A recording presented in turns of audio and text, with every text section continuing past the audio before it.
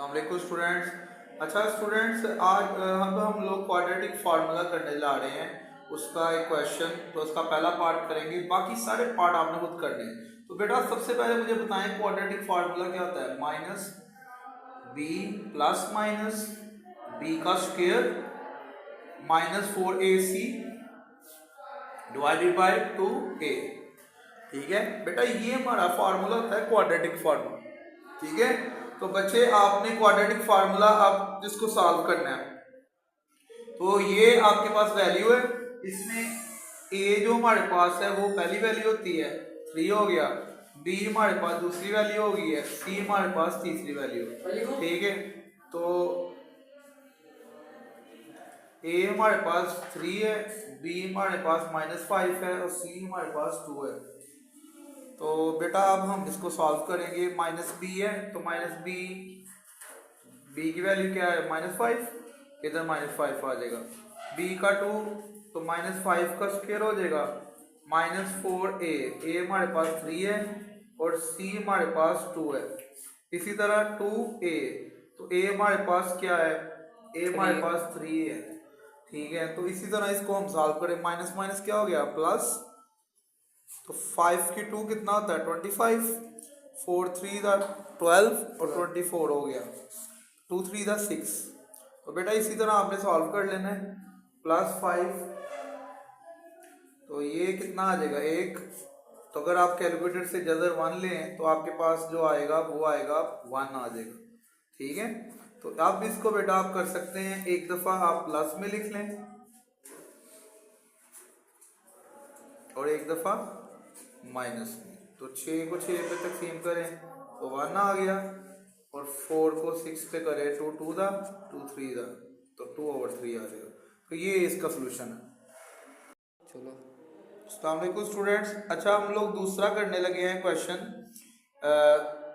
Number 7 का दूसरा part. ये स्टूडेंट कह रहे थे कि इस सवाल की समझ नहीं आई, तो आप इसको समझिएगा। 2m² x - xm = 0। बच्चे इसमें क्वाड्रेटिक इक्वेशन मुकम्मल नहीं है, तो फिर आपने क्या करना है, इन दोनों में कॉमन ले लेना है। क्या करना है, कॉमन ले लेना है। इन दोनों में क्या कॉमन है, m भी आ रहा है x भी आ रहा है, तो m और x कॉमन ले लिया, तो अंदर क्या रह गया 2, m 2 है तो एक m अंदर आ जाएगा।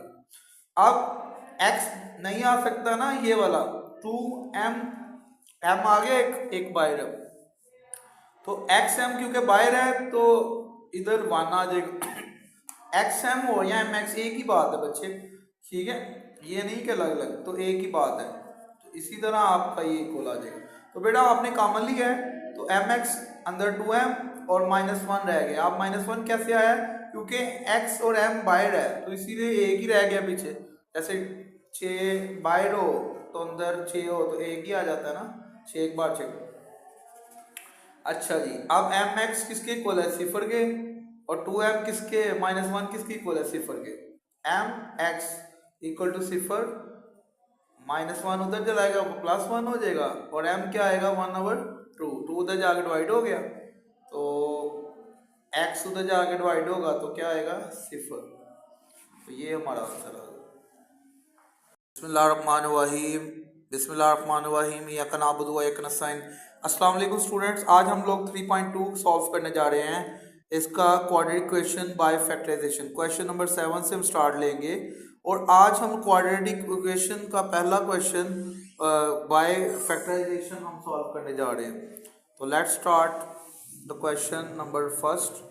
क्वेश्चन नंबर 7 उसका पहला पार्ट करेंगे। ठीक है, फर्स्ट पार्ट में फैक्टराइजेशन के एक स्टेप टू स्टेप आप सीख लें। फैक्टराइजेशन में क्या किया जाता है स्टूडेंट, ये पहली वैल्यू स्केयर क्यों नहीं चाहिए, दूसरी फर्स्ट उसका पावर होनी चाहिए, बगैर एक्स के होनी चाहिए तीसरी, और बराबर किसके हो 0। तो बेटा फैक्टराइजेशन में सबसे पहला स्टेप, ये आपने साथ साथ वर्किंग भी कर लेनी है। स्टेप नंबर 1, आपने क्या करना है, ये एक्स स्क्वायर नहीं, इससे पीछे कुछ नहीं तो 1 होता है ना, इसको आपने हमेशा लास्ट वाली रकम से मल्टीप्लाई करना है।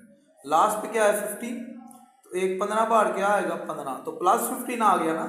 तो बेटा आपने एक्स स्क्वायर के पीछे वाली रकम को जो कि 1 है तो उसको 15 से किया, फिर आपने क्या करना है, फिर आपने अपने पास से 2 वैल्यू लेनी है, जिनको मल्टीप्लाई करें तो 15 आए और प्लस माइनस करे तो ये सेंटर वाली रकम आए -8, यानी x की 2 ऐसे ही लिख लेनी है आपने और 15 आपने ऐसे ही लिख लेना है।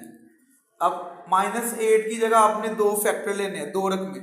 अब मुझे बताएं हाँ जरा 15 किस टेबल में आता है? 5 और 3 के, 5 और 3 आता है ना, तो 5 3 बार 15 होता है, -5 और -3, तो ये प्लस का 15 हो जाएगा। और अगर इसे प्लस माइनस करें तो ये कितना हो जाएगा? -5 और -3 -8। इसका मतलब हमने जो फैक्टर 2 बनाए हैं वो आ गया, एक -5 आ गया x और एक -3x आ गया। ये 2 फैक्टर हमें मिल गए हैं, -5 और -3, ठीक है।